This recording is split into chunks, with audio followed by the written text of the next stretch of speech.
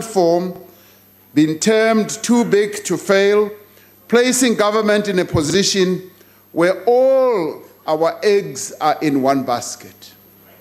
Now, the breakdown of 6 units immediately takes out 4,000 megawatts and has an overarching impact on not only the economy of our country, but the lives of our people. Now, this happens because we've got all our eggs in one basket.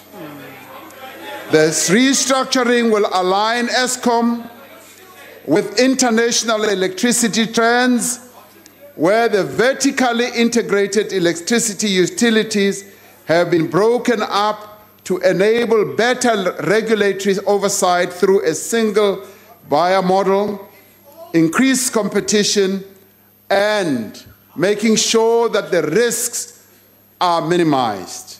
A good example of this has been in a number of countries, even on our own continent. A unitary Eskom has proven to be too difficult to lead. Looked at just ordinarily, it is by any means the largest enterprise in our country. It has gone through a number of board and executive leadership iterations without trending towards a sustainable operational path. Ultimately, this process is intended to ensure security of electricity supply for the country, which is critical to building on the positive investor sentiment and confidence essential for investment required so sorely so that we can create jobs. And in the end, Eskom in its current form faces a number of challenges.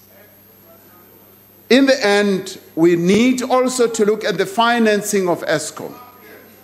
Financially, the reference to cost-cutting should be understood not to mean retrenchments. The preferred strategy in reducing human resources costs, in the end, is not what would ordinarily be the preferred route. We further need to look at the benefits that this whole process will yield for us as we restructure Eskom.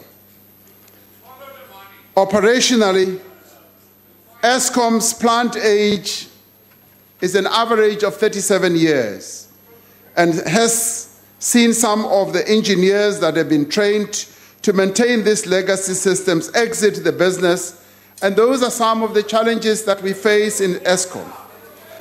Some of those experienced technical professionals have been traced to other parts of the world, and responding to the Tumamina call, they have indicated that they want to come back home, to come and assist us to show up Eskom. Now, in the meantime, what we need to do, as you scream and shout, what we need to do is to aggressively put the load shedding behind us. The teams assembled by the presidency, the Minister of Public Enterprises, and the Eskom board need to prioritize building up of adequate electricity generation safety margin to ensure the national grid is restored to a state of robustness, able to withstand the demands that will be placed on it by new industrial capacity. We all need to agree on the roadmap with concrete actions in the short, immediate, and long term to achieve an end state of an electricity-secure country. While restructuring Eskom won't solve the immediate electricity supply crisis, it will position the company to more effectively meet the country's energy needs into the future.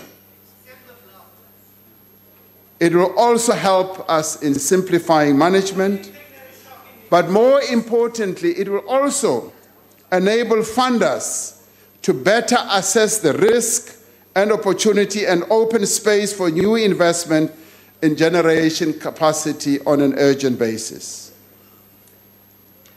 I have constituted a special cabinet committee on Eskom, which will be led by the Deputy President, consisting of the Minister of Public Enterprises, Energy, Finance, Transport, SSA, and the police, to be seized with the matter of Eskom on a daily basis and to provide me with reports daily on what actions need to be taken to secure energy supply. Honorable members, we are going to embark on these steps, and I'd like to say to South Africans that we approach this with the seriousness that it deserves, and we will take all the necessary actions to ensure that South Africa is energy secure, that we deal with the challenges that Eskom is going through right now, and ensure in the end that it does not do any damage to our economy. Now we are at a moment in our history where we need to make difficult choices. Public finances are constrained.